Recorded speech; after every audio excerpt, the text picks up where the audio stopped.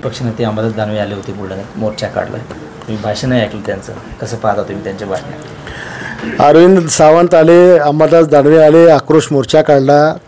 खरं तर आक्रोश मोर्चामध्ये पोटतिडकीने लोकांनी सभा घ्यायला पाहिजे होता, पण 400 रुपये रोज आणि 500 रुपये रोजाने 100% माणसं या ठिकाणी आली. तुम्ही सगळ्यांचे व्हिडिओ घ्या, एकही माणूस स्वतःहून आलेला नाही. ही या अंबादास दानवेची अवकात आहे. आणि अंबादास दानवे म्हणजे एखाद्या गल्लीतला कुत्रा का टप्पूट बोलणारा व एक वाक्य म्हणजे तो विरोधी पक्षनेता आहे. त्याची लायकी काय आहे, त्याची अवकात काय आहे? मागच्या दाराने निवडून येतो, जरा जनतेमध्ये निवडून येऊ ना आमच्यासारखं, मग समजू आम्ही की तो लोकप्रतिनिधी आहे.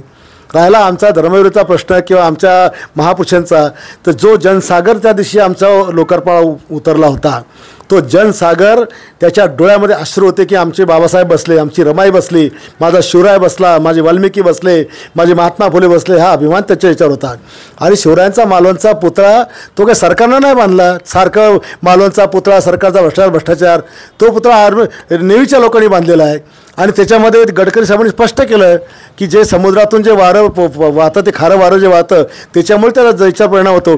पण आमच्या बुलढाण्यातले स्मारक याचं स्ट्रक्चर ऑडिट झालं, याच्या सगळ्या परमिशन आहे आणि याच्या बापदादाच्या 7 पिढ्या जातील तरी आमच्या स्मारकाला धक्का लागणार नाही, अशी आमची स्मारक आहे. आणि म्हणजे तो काय इथं भुकून गेला की काय कोणाच्या शेत्या हडप काय संजय गायकवाडनी ऑलरेडी शहरातली 10 एकर जमीन गोर गरीब लोकांना बांधायला दान दिलेली आहे. त्याच्यामुळे आम्हाला कोणाला घ्यायची गरज नाही आहे. जे आहे ते सगळे खोटे विषय आहेत, ते आता हायकोर्टाने हस्तक्षेप केला. 100% हायकोर्टात 8-15 दिवसात निवाडा होणार आणि तुम्हाला दिसेल की त्यात काय झालेलं आहे.